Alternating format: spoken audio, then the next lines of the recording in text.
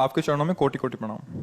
गुरुदेव, यदि किसी व्यक्ति की मृत्यु हो जाती है तो उसका अगला जन्म हो जाता है या अपने कर्मानुसार किसी लोक को जाता है, तो महाराज जी फिर पितृ बनकर कैसे आते हैं? अगर कोई गलती हो जाए तो पितृ परेशान करते हैं, ये कैसे संभव है गुरुदेव? आप ये समझो, आप पितृ नाम दो, भूत नाम दो, कुछ भी नाम दो, अभी जो इनको बताया वो कर्म ही होता है। हमारा कर्म ही होता है, कोई हमको परेशान नहीं कर सकता। कोई देवता, कोई भूत, कोई प्रेत, कोई पितर, ये बात गांठ बांध लो, कोई तांत्रिक, कोई सिद्ध। यदि मेरा कर्म गलत नहीं है तो विश्व ब्रह्मांड में किसी की ताकत नहीं है कि वो हमको दंड दे सके, क्योंकि सबका शासन करता भगवान है, ईश्वर है। अगर कोई अपने तप का प्रभाव भी करना चाहे, मतलब तपस्वी है, तो बीच में आके खड़ा हो जाएगा। बिल्कुल वो भजन नहीं करता, पर वो निष्पाप है, उसने अपराध नहीं किए, तो किसी न किसी रूप में भगवान आके खड़े हो जाएंगे, उसकी रक्षा कर लेंगे। इसीलिए उनका एक नाम है ईश्वर। संपूर्ण जीवों का शासन उनके हाथ में है और सब जगह विराजमान है। यार मैंने तो भगवान को पुकारा नहीं, लेकिन मेरा सब काम बन गया। ऐसा फंस रहा था, ऐसा गिरने वाला था कि मर जाते, ये लोग फंसा लेते। ऐसा कौन बचाया? तुम्हारे अच्छे कर्म, तुम्हारे अच्छे कर्म है, बुरे कर्म नहीं। मैं तो फूंक फूंक कर पैर धर रहा हूं, जब से मुझे हो से कोई गलती नहीं हुई हमसे। हमारी दुर्दशा लोग कर रहे हैं, हमारी दुर्दशा इससे हो रही, उससे, कोई दूसरा नहीं है।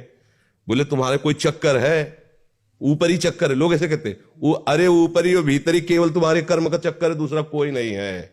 वही कर्म भूत बन करके तुम्हें सताएगा, वही कर्म पितर बन करके, वही कर्म ग्रह बन करके सताएगा, कोई नहीं सता सकता। जो पे कृष्ण चरण मन अर्पित तो कर हैं का नवग्रह रंग।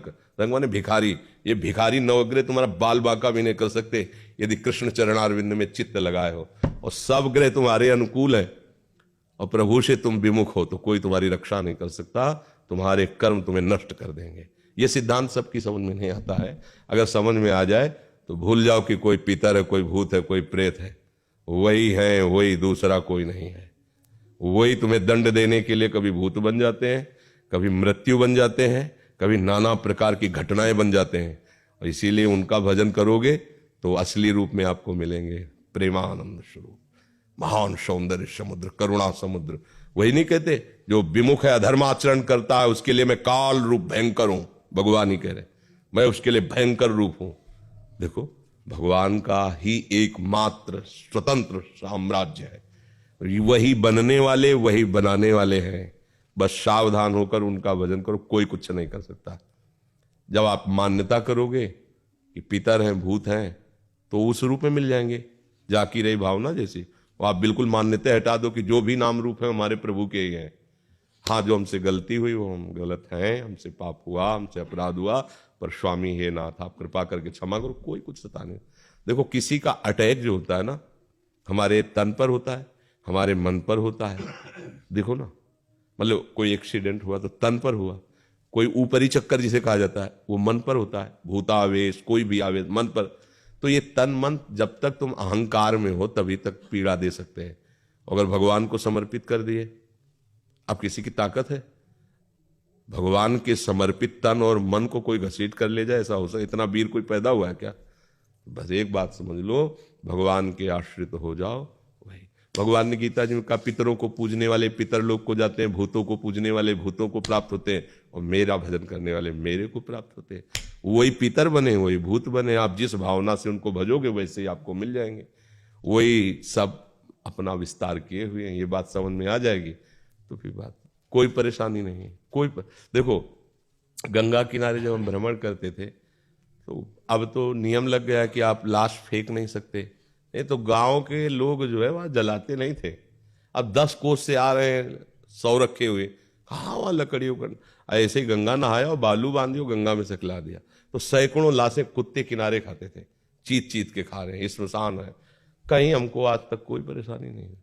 अकेले भ्रमण करते रहे, रात दिन गंगा जी का ही किनारा सेवन। बड़े बड़े हमको बंदूकधारी मिले, बैच जो बदमाशों के होते हैं। बस बहुत बातचीत की उन्होंने, हाँ ठीक है जाओ। पहले तो एक बार तो ऐसे मिले कि लोग, कोहरा छाया हुआ था, ठंडी का समय एकदम, बुलाया 8-10 लोग लगभग ऐसे, और सब शराब पिए हुए। ऐसा लग रहा था उनकी चेष्टाओं से। कहाँ से हो, क्या हो, कैसे हो, यहाँ कैसे? तो कहा यही हमारा जीवन है, गंगा के किनारे ही। और भगवान देखने का जान दो, ये बाबा जी भजन करता है। बोले जाओ जाओ जाओ। सब में वही भगवान बैठा हुआ है। अगर मान लो प्रारब्ध होता पीटने का तो 10-5 लाख जूता करते, फिर हटा देते।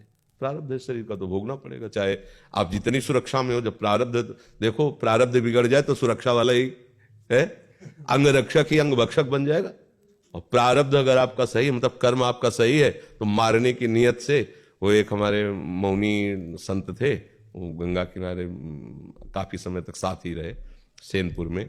तो वो एक दिन घटना बता रहे थे कि हम किनारे किनारे भ्रमण कर रहे थे और वो मौन बोलते नहीं थे। तो बोले एक अन्य धर्मावलंबियों का नगर था जो विरोधी हिंदू धर्म के हैं, उनके मतलब कई लोग लड़के ऐसे मनोरंजन कर रहे, उन्होंने देखा बाबा जी और शाम का समय था, बोले चलो इसे मारा जाए।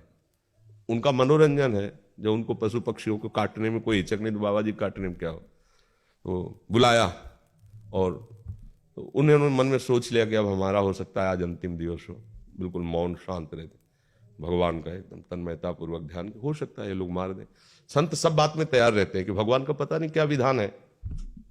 तो एक ने कहा यार तुम मार नहीं सकते इसको, उन्हीं की आए सब उसी से, तुम मारोगे नहीं इसे। बोले तो तुम्हारा रिश्तेदार लगता है।